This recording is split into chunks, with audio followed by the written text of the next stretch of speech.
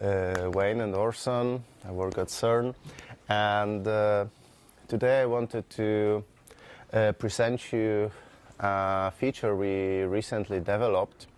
That is integration of a spice simulation engine into Kicad. I'll start with a quick agenda. So first I will give you a bit of background, what were our goals and what features we currently support. Then a bit of technical details, how we did that, followed by a to-do list, and then a live demo. Hopefully it will work. So, how did we start with, where does the idea come from? So it was essentially a quick hack that turned into a useful feature.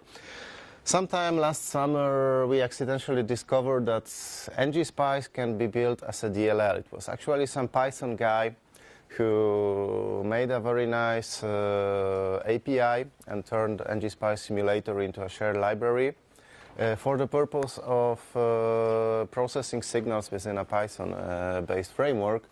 But we thought, well, this is an easy way of integrating a simulator into a CAD application. And our aim was, well, why don't we try making something that looks and feels a bit like the, well, non-free but industry standard LT-Spice, but in Kicad. So, our goals were to have a simulator integrated into the schema, which is, well, the fancy name for the Kicad schematic editor, that is compatible with Spice models, that is reasonably easy to use, so, well, ideally one click to run a simulation, and that in the longer run allows for the choice of the simulation kernel. Currently we support only ngSpice, but this will likely change in the future. So, what do we support so far? We can run operating point, AC, and transient analysis. We have our own built-in plotting application. We also support live voltage and current probing. So once the simulation is running, you can basically click onto a component or a wire on the schematic to automatically update the plot with the corresponding signal value. Think of it as a virtual scope probe. And another nice feature is that we can adjust the values of the RCL components in the real time. And this lets you observe as the operation of the circuit changes when live. So, how did we implement it? Basically, the simulator is a separate Kicad application that is linked together with the schematic editor. So we have two editor frames, the schematic frame and an associated simulator frame that runs in a separate window. And then they both use an abstract class called Spice Simulator, which provides an abstract API that is simulation kernel independent, provided that the simulation kernel supports a Spice-compatible netlist. Then we specialize that class, for instance here, to ngSpice, and then we use libngspice.so or ngspice.dll, the dynamic library, using its native API. This way we can provide as many backends as we want, right? So, what is on our to-do list? It's still an experimental feature and it lacks a lot compared to Cooks, for instance.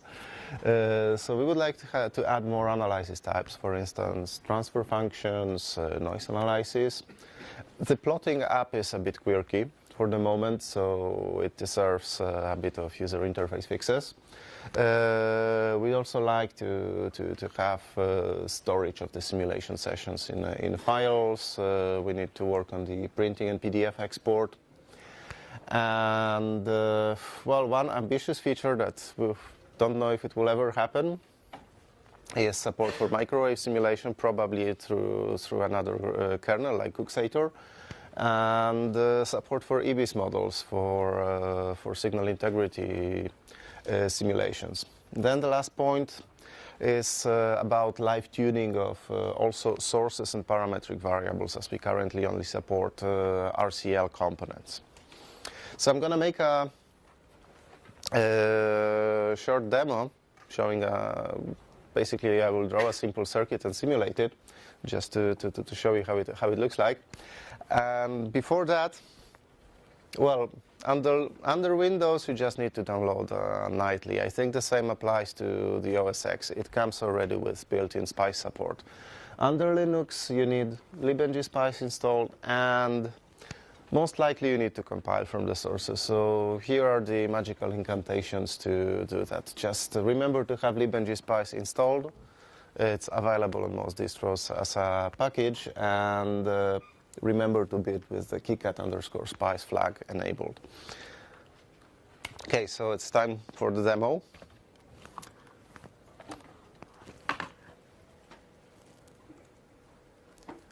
So let's try designing something simple, like a rectifier or something like this.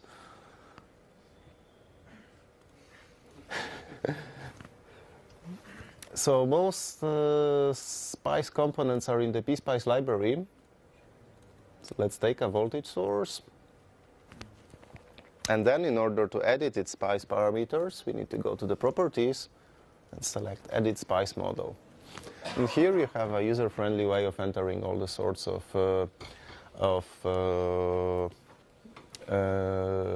source or component parameters. So let's say 5 volt sine of 1 kilohertz. Then let's add maybe a resistor, maybe another one,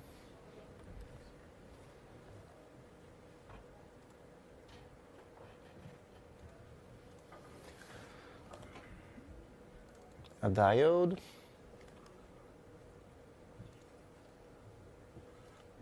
and some capacitor for smoothing. And now, well, some values.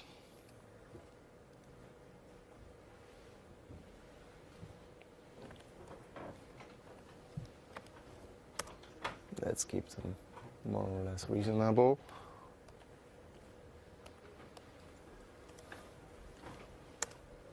And wire it all together.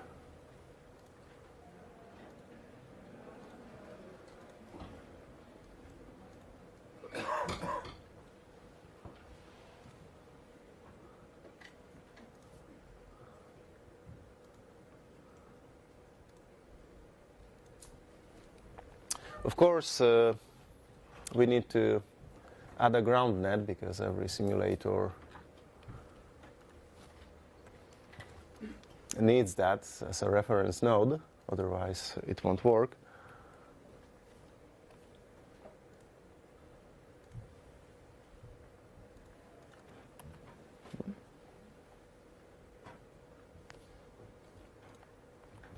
And let's annotate the schematic so that every component has a unique name. Yep. And maybe label a bunch of wires.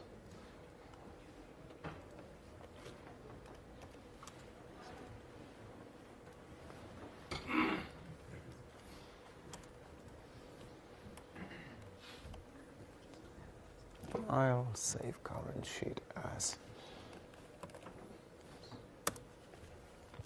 Okay, so now in order to launch the simulation, we have our simple circuit done. Go to Tools, Simulator. And then, well, it's easy. Run and stop simulation. Well, it reminds me that I forgot to select the analysis type and duration. So yeah, we need to go to the settings. And let's write transient. So let's say 10 microseconds time step, 10 milliseconds total. Run. So no errors. So now let's observe some signals in the circuit. For that we have either the add signals option, where you can basically pick from all the nets available in the design, or we can use the probe tool.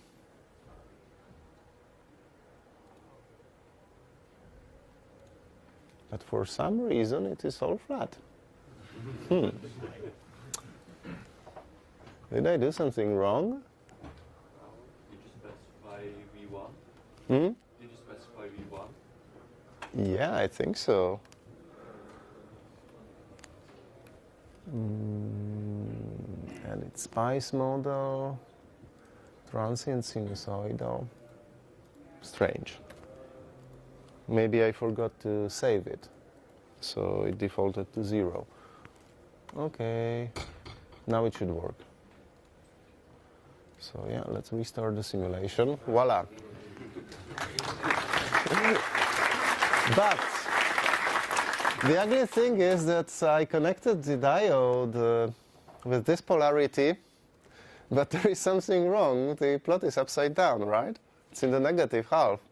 So, you know, there was a common problem with Kicad libraries when the transition was done between one version of library and the other, and this changed the node mapping. So, fear not, in the SPICE model editor we provided the means for overcoming such problems, and also for adapting your symbols to SPICE models which might have arbitrary terminal sequence. So here we can invert this, and this applies to all the components. So now it's as it should be.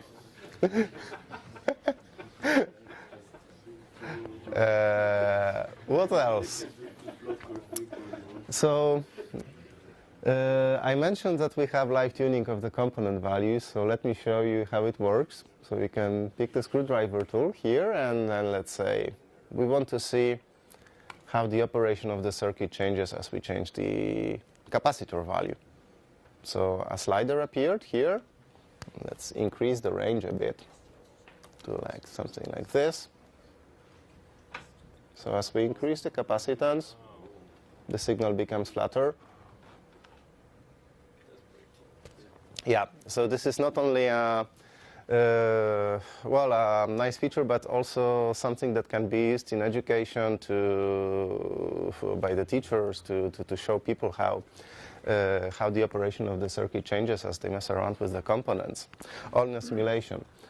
Let me show you another circuit just quickly.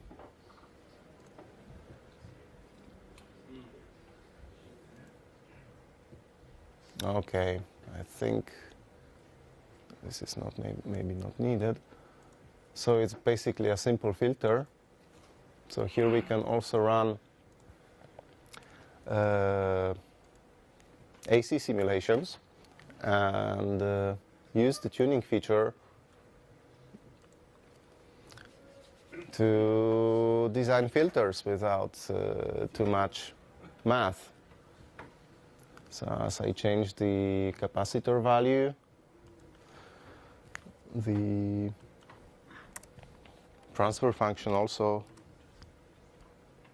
follows. And basically, that's all I wanted to show you. If there are any questions, I'm happy to answer them. Thank you. You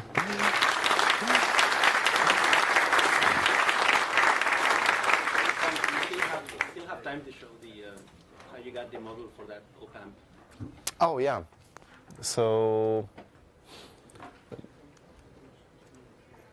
where is it? I forgot to mention one important thing. So this is a macro. This uses a macro model of an op-amp, and it's quite easy to select. So to assign. So you need to edit the SPICE model, go to the Integrated Circuit tab, select a file with the corresponding IC, and then in this drop-down box, all the models that are in that file will appear, and you just select it. SPICE model from Yeah, standard SPICE model. In this case, it comes from Analog Devices. Right, any questions? Questions? Can you still add the spice directive straight into the schematics? So the question was if I can add spice directive straight to the schematics. Yes, we can. In fact, we even have one here. Another question as well about that is that can you export the spice netlist for archiving? Yep, you can export a spice netlist from Kicad. So it's tools, generate netlist file, and here. So you can use it with any external simulator. What frequencies can you for example, put in a white noise as the input and measure the frequency response as a plot result? I didn't try, but whatever. So the question was if I can put white noise as the input and see the frequency response. So you can do whatever the ngSpice provides. I never tried this in particular, but yep. At the implementation level, are you generating a spice netlist and feeding that to the simulator core as a text, or are you driving the simulator with feeding it a sort of direct netlist? So the question is if we are generating a text netlist and passing it to the simulator, if we are doing it in a, let's say, more binary way. So we just use text. The data is extracted basically as tables in the memory, but netlist is parsed the normal way and passed to the simulator. Yes, but the thing is, it's not like you save a file and you load it somewhere. There's an interface for ngSpice library that allows you to issue the whole netlist using a function provided by the library. Can you repeat that? That's how it's done. But you did a Python interface over the ngSpice library, and then you're using the Python interface, isn't it? No, we don't use Python in the schematics editor yet. Oh, okay. Okay, let me repeat. So Orson, the co-author of the simulator feature, said that we are not using files for passing the netlists. Instead, the API provided by ngSpice basically inputs a netlist as a string, as a big string, and that's it. So there is no intermediate files. And now there was another question. If you did a Python wrapper over the ngSpice. Whether we did a Python wrapper over ngSpice. No, we did not. It's pure C++. More questions? Yep. When you tune a component, does the program have to rerun the entire simulation? For example, if you have a very complicated circuit, do you have to expect to rerun the circuit every time you tweak a value? So the question is if we do have to rerun the entire simulation in order to tweak a value. It depends how ngSpice handles it, because when you change the component value, I don't think it reruns the entire simulation setup completely. It just reruns the transient part, or okay, so somebody says yes, it does. But well, computers are fast these days, and for AC analysis or relatively simple circuits, it works quite in real time. More questions? One back here. Attila? Yes? Are there any plans to annotate the schematic symbols with the spice model so that you just put your schematic together and it's like, okay, let me simulate that, and I don't have to specify any spice stuff anymore, just add sources and have my output? So the question is if there are any plans to annotate schematic symbols with the spice models. I wish there were, but I don't think there are any such plans for the moment. This heavily depends on the library managers. Wayne, would you like to add something? Just on that topic, it kind of falls in the same scope as the classic atomic symbol, where we have a fully defined part number, and if people provide them, then we would add them to our libraries. But I don't think that's something, because there's thousands of op amps. We have a common op amp symbol, so you're going to have to go find the spice model and then add that. It would be outside of the scope of our normal libraries. Yep. Otherwise now we have to say this symbol is an 80 whatever, you know, this op amp from Analog Devices. Can you repeat that? We have to match up with that splice model. It would be prohibitive. It would be expensive for us to do that in timeline. Yeah, so in short, people have their own library standards. Every company, every designer calls their components in a slightly different way, so there is no gold-plated solution to have like a single simulation library that will match everybody's requirements. More questions? Yes? Yep. So is it possible, based on the schematic, to run the simulation in the command line? So on a headless system where you can just take the schematic and whatever parts of ngSpice code you have separately and then run it entirely on a headless system? The question was if it's possible to run the simulation from a command line on a headless system. Well, you can always export a Spice netlist and run ngSpice from the command line. Yeah, but then you first have to open it in Kicad, which is not able to run inside on a headless system. Kicad is a graphical application. How do you handle communication between the scheme software and the Spice window? Because like you have the back and forth when you probe the circuit, like it switches automatically between the schematic and the simulation. So the question. Like a communication protocol or inter-process communication? So the question was how do we communicate between the simulator window and the schematic editor window, whether we have some IPC protocol.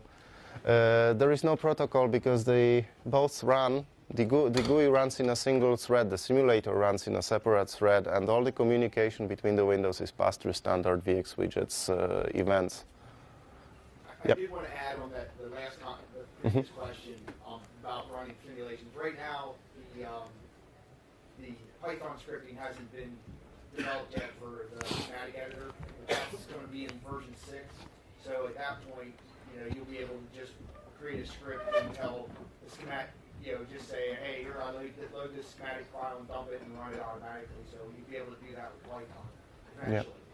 Yep. But the board, you can do everything with the board file now, but the schematic editor still, we haven't implemented the Python scripting in that. We haven't swigged that out yet, but it's coming. Okay, so Wayne just mentioned that in the version 6 we will also have Python scripting support for the schematics, so this will allow any sort of processing of the schematics to be done from within a Python script, including perhaps simulation. Questions? Any questions? Okay, let's thank Tom again.